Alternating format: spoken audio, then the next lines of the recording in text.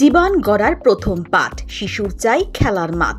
এই বার্তাকে সামনে রেখে জাতীয় ক্রীড়া দিবস পালন করল বেহালা জেমস লং স্মরণের ক্লাব সব পেয়েছি আসর। পাশাপাশি এদিন রাজ্য খো খো সংস্থার উদ্যোগে জুনিয়র চ্যাম্পিয়ন ও সিনিয়র রানার্স দলকে সম্বর্ধিত করে ক্লাব। ন্যাশনাল গেমসে অংশ নেওয়া ও ভারতীয় দলের সুযোগ পাওয়া খো খো খেলোয়াড়দেরও সম্বর্ধিত করা হয়। ক্রীড়া দিবস উপলক্ষে ক্লাবে খো খোর স্কিল দেখান সদস্যরা। এছাড়াও হয় যোগা ও ক্যারাটের প্রদর্শনী। অনুষ্ঠানে হাজির ছিলেন রাজ্য খো খো চেয়ারম্যান ও সব পেয়েছি আসরের ক্রীড়া সচিব বলরাম হালদার, অর্গানাইজিং সচিব জয়দেব বারুই, খো খো রাজ্য সভাপতি ও সব পেয়েছি আসরের সভাপতি কমলেশ চ্যাটার্জি, খো খো রাজ্য সাধারণ সম্পাদক কল্যাণ চ্যাটার্জি, যোগা প্রেসিডেন্ট সন্তোষ কুমার পাল। খো খো আমাদের জাতীয় খেলা, কিন্তু ক্রিকেটকে আমরা যেভাবে গুরুত্ব দিই খো খোকে নয়। কিন্তু এই খেলাতেও খেলোয়াড়দের ভবিষ্যৎ উজ্জ্বল।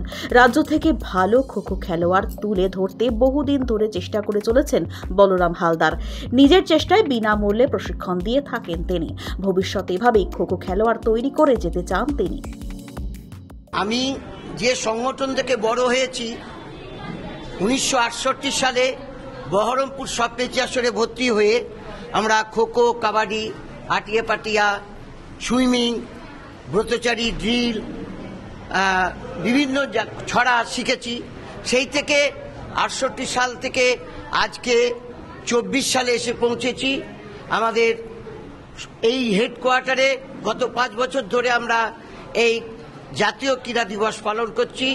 ধ্যানচাঁদের সম্পর্কে আজকের প্রজন্মকে জানানো দরকার যে পরপর 3টে অলিম্পিকে গোল্ড মেডেল পেয়েছে, তাকে আমরা চিনি না, তার ছবি জানি না, তাদেরকে নিয়ে সে পড়াশোনা হয় না।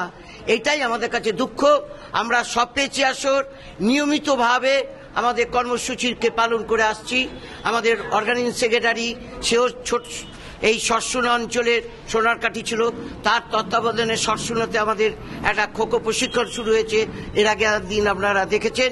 আমরা চাই আগামী দিনে সব পেয়েছি আসরের আরও কর্মসূচিতে প্রচার প্রসারের সাথে আপনাদের সহায়তা।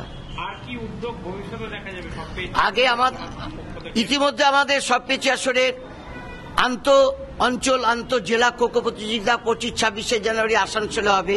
এরপর আমরা সরসুনাতে আমরা স্পোর্টস ট্রেনিং ক্যাম্প করব, যেগুলো অ্যাথলেটিক্স আছে, আমাদের কাবাডি আছে। এইগুলো আমরা সব পিচারের মাধ্যমে প্রচলন করতে যাচ্ছি। আমরা ইস্ট বেঙ্গল মোহনবাগান মহামাজানের ইতিহাস দেখেছি সিলেবাসে অন্তর্ভুক্ত করতে। এটা কি দাবি রাখবেন রাজ্য সরকারের কাছে যে ধ্যানচাঁদকেও সিলেবাসে অন্তর্ভুক্তিকরণে?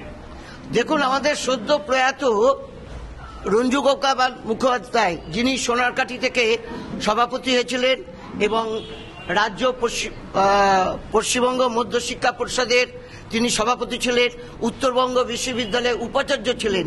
তিনি এই সরকারে আসার আগে সিলেবাস কমিটিতে কম্পালসারি করেছিল যে খেলাধুলাকে কম্পালসারি না করলে পরে ভারতবর্ষের আগামী দিনের উদীয়মান খেলোয়াড় আসবে না, ভারতবর্ষের কোনো পদক আসবে না। আমাদের ইতিমধ্যে সেন্ট্রাল গভর্নমেন্টের কাছে পশ্চিমবঙ্গ তথা রাজ্যে ভারতবর্ষের ফিজিক্যাল এডুকেশন ফাউন্ডেশন তারা ইতিমধ্যে দাবি জানিয়েছে যে কম্পালসারি করতে হবে ফিজিক্যাল এডুকেশনকে, এবং তার পদক্ষেপ আস্তে আস্তে আমরা দেখতে পাচ্ছি। সব পেয়েছি আসর হচ্ছে জীবন গড়ার প্রথম পাঠ, শিশুর চাই খেলার মাঠ। এই উদ্যোগ নিয়ে সারা বছর পশ্চিমবাংলার বিভিন্ন জেলায় কাজ করে চলেছে।